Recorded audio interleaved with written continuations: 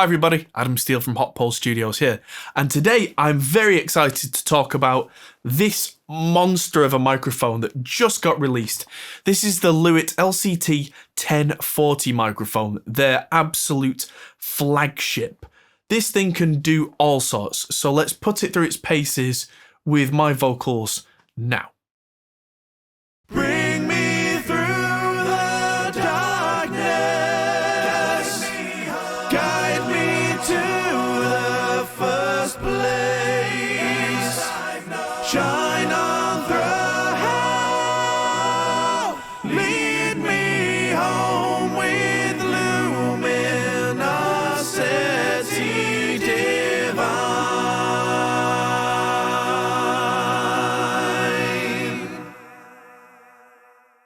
So that was 33 layers of vocals with this, and because this has loads of different modes that we can go through, it kind of helped to stack them up without it sounding overbearing in one particular frequency range. And so this is quite possibly the most versatile large diaphragm condenser microphone I think I've seen. Now, this has been supplied to me by Lewitt, so this isn't a review video, this is me just talking through what it can do and kind of showing it off. This is mostly my vocal in this video. At some point in a few weeks, hopefully I'll be able to record some instruments with it, get some acoustic guitars, get it on guitar cabs, see if I can get a female vocalist in, etc, etc, etc. But for now, it's going to be me talking about what it does, what it came with, and giving you some sound samples of me. So the box that this thing comes in is massive. It's a proper Pelly Flight case, and it comes with all sorts of goodies inside. Oh, it's really heavy, and it should be. It comes with all this literature, which is as much as I've had with some of the cars that I've had over the years, which is quite appropriate because it costs as much as an expensive second-hand car. But we'll get to that, talking about the price later on. It's a lot. But yeah, that goes up in the top somehow. And this one had the really fancy cable in. Comes with a pouch. God knows why you'd use a pouch. Extra elastic for the microphone. So that all goes in the top there, which is rather nice. And then we open this bit and we get the holder for the microphone itself, a place where this little kind of sock goes. There is a windscreen, which is magnetic, which comes with it, which is a dual layer one, which is a very fancy design. And so that clicks back on, but that can also go in its pouch. There is a mount that comes with it that is kind of a simple mount. I suppose if you're using this on a guitar cabinet and you want to get it really quite close, that's what this is for. But it also comes with a huge shock mount with all this fancy carbon fiber design. And there's carbon fiber inside the microphone as well. What else does it come with? It comes, of course, with the cables and a power supply, which is actually 2 parts. And I'm using it in the 2 separate parts right now. The big fat bulky part which powers the microphone is just down there, closer to the mains. But then there is an XLR cable running up to this, which is the control center. And this can either click on top of the power supply and you can run all the controls like you can with a traditional valve microphone, or you can use an XLR cable and you can have that separate, which means that I can have the mic, the power supply, away in the vocal booth with the singer, and I can have the controls up on my desk, so I can change things as and when I please without having to run backwards and forwards every 5 seconds, which is really counterproductive when there's loads of different modes, because when you have to stop all the time, you can't tell the sonic differences nearly as quickly. So yeah, this is a valve microphone that I think comes with an E88cc microphone tube, which is a really kind of weird designation, but they've decided that's the one that works for them. Cool. It's also got a FET output, so it's got kind of a clean non-valve sound, and it's got 4 different characteristics: clear, warm, dark, and saturated. And so I'm going to go through them now using a voiceover of me talking through the pop filter for all 8 of those modes. This is entirely Fet on clear mode, with me doing a voiceover, from a couple of inches away from their windscreen that mounts on. Sounds kind of nice, sounds very clear. Okay, voiceover, this is clear, but all tube. So it's very similar, but I can hear that kind of valvey thing going on in the low mids. Not sure whether I like it on my voice, but this mode doesn't have to be used for voiceover. Okay, voiceover time on warm mode, entirely on Fet. And in the headphones, I kind of like this mode. It sounds a little fuller, bit bigger.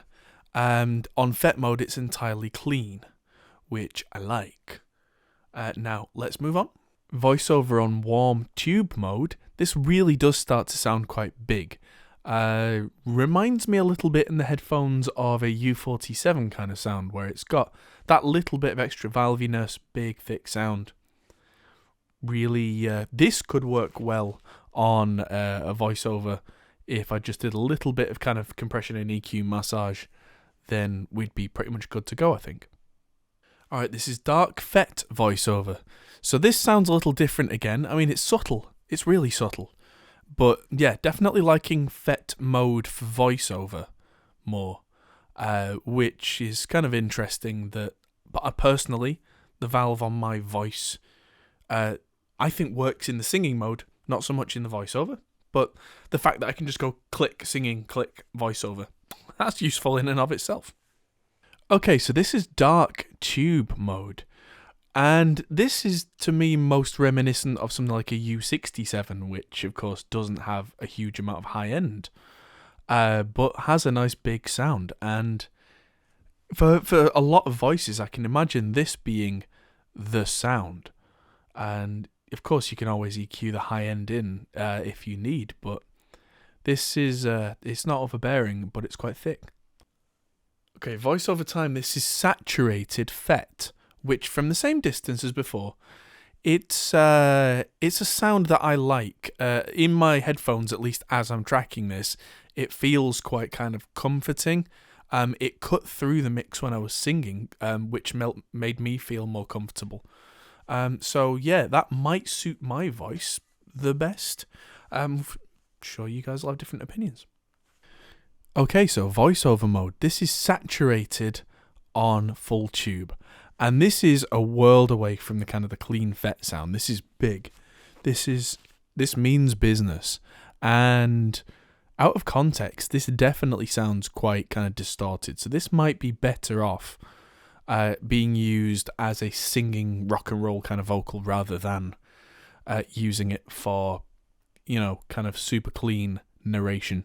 Now, for each one of those, I didn't use the inbuilt high-pass filter, didn't use the attenuation either.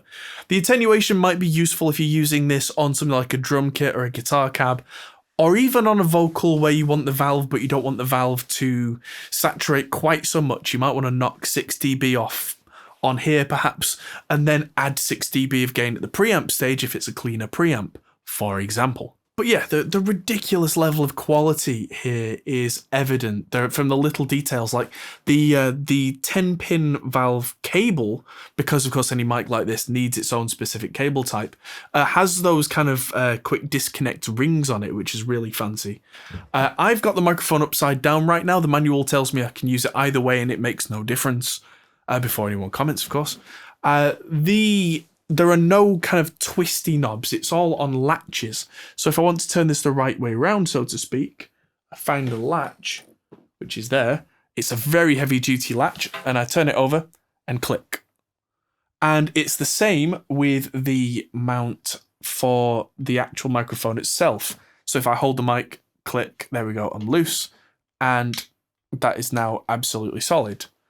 And they are, when they're loose, you can tighten them by a turn at a time. If you're feeling like it's not tight enough, there are options there. This shock mount is massive. And so this is still plugged in, but I'm not using it right now. Let's give you the sung vocal of the main vocal, just a clip of each one 8 times again, and then we'll talk a little more. Bring me through the darkness. lead me to the first place. Shine on through, lead me home with luminosity divine. Bring me through the darkness, lead me to the first place. Shine on through, lead me home with luminosity divine.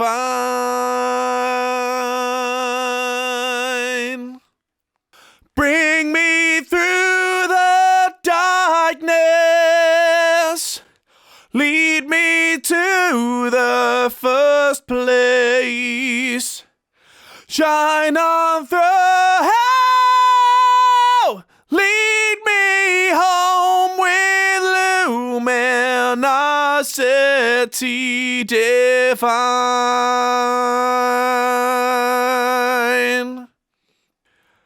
Bring me through the darkness, lead me to the first place. Shine on through, lead me home with luminosity divine.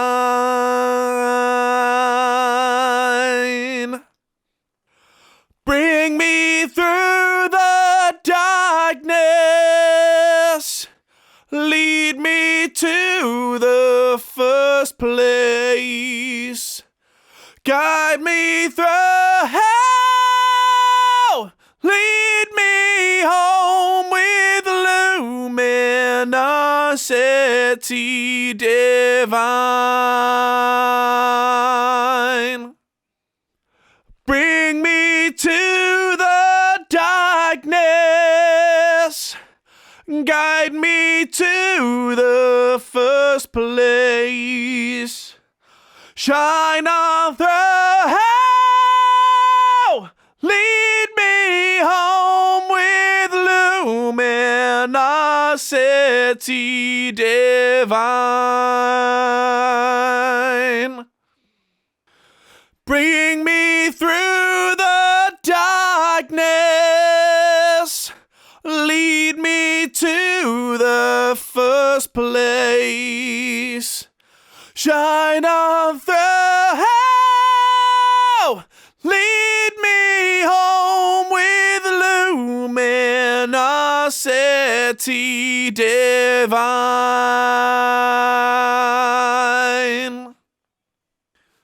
Shine on through the darkness, lead me to the first place. Shine on through, lead me home with luminosity divine. So in each instance there, I've used either completely Fet or completely Tube, but if you want to go halfway in between, you can have a little bit of each characteristic, so that kind of cleaner, faster sound from the Fet, and a bit of the chunkier, slightly grittier Tube sound, which is what I ended up using for the lead vocal on the full performance that you heard at the beginning. I like a little bit of each, and I had it on saturated mode for that lead sound. There was a little bit of compression on it on that big performance, only on the lead vocal, and not very much at all. This mic sounds thick, it sounds big, it sounds huge, but not at the expense of detail. And I think that's really cool. The noise floor is pretty much not there as well, which is ridiculous. And the infinitely variable polar patterns is a useful tool to have. For some of the choir stuff, I used a figure 8 because I got more low end on the kind of the bassier parts. And on a couple of the higher parts, I went for more of a wide cardioid just to take a little bit of bass away. And so you can also completely flip the polar pattern with a switch here. Nice touch. And the thing about the Fet Tube and the Polar Pattern big dials that I like is they are fully variable, but they also click at each point. So you're not worrying about whether you've got it exactly right. You can actually feel those detents. So you know exactly, yeah, this is in that mode, this is in that mode, or you can go somewhere between. So it's got stepped and fully variable controls. Again, nice little touches. There is a power button on the remote which puts this whole system into standby. So it's not completely off, but you can remotely stop it from drawing large amounts of power and wearing out the valve, I guess. And if you touch that, it also turns on or off the light on the back of the microphone, which don't know why you need that, but I suppose when you're going to this level of detail, why not? So there you go. There is a light behind the valve that makes it kind of glow, which is, I've never liked that kind of thing myself, but it's not overbearing and it's not kind of like, look at me, I'm a valve. And you can clearly hear when the power supply is set to all valve mode that it's doing something. So that certainly helps. But yeah, I'm really looking forward to using this in the studio on everything. The different modes strike me as being like the modelling that I've seen on mics like the Slate mic and the Antelope Edge mic and the Townsend Sphere and any other variations like that, except that it's all analog. There are ways that it's processing the sound that are very subtle, but could mean that the same mic suits completely different people, where I've not really had that luxury before, apart from the modelling stuff, which is fine, but is not this level of quality. This thing looks pretty bulletproof. I played with one of these at 42 Gear Street last year, and it was the 3D printed version, which was how they kind of rapid prototyped it. But this is all solid metal, and it doesn't even go ding, ding, ding when I tap it. It's been made completely solid, which means that it's not resonating, which means that when I blast a big vocal out, nothing is ringing in sympathy with any of the notes that I blast at it, even at really high volumes, which means we're not getting nasty resonances, which is exactly what you want from a mic of this caliber. Now, let's quickly talk about the price. I think these retail currently at €3,500, which is lots. I mean, I've paid less for cars. This is not a quick purchase. This is something you get to be serious in your studio. This is the kind of flagship thing where you can do all this wonderful stuff like changing the valve, blend, all that kind of stuff. This is what you do to treat yourself when you've done well as a studio. This is what you do to say, like, yes, I can afford stuff that's in the upper, 4-figure range. And I've already tried the competitors, like, the usual, the Neumann U87s, all that kind of stuff. And yet, I like the Lewitt. And I do like the Lewitt. Like I said, this isn't a review because Lewitt have sent me this to do this demo with and to demo with instruments when I can. So, yeah, I am kind of biased. I'll give you that. But it's so good. If it wasn't, I wouldn't say it. Because at the end of the day, it's a microphone. I've got microphones, but so there you go. That's my my first impressions, and hope that a few of you who are looking in the market in this price bracket find this really cool, because I do. Thanks for watching. Hit the like button, subscribe for more of this kind of stuff, and I'll see you in the next video. Goodbye. Hey everyone, that might be the end of the video, but if you fancy carrying on this conversation, we have a Discord server, link is in the description. We're also on Patreon, which is something you can really help us with. We also are on Facebook, Instagram and Twitter at Hop Pole Studios. See you there.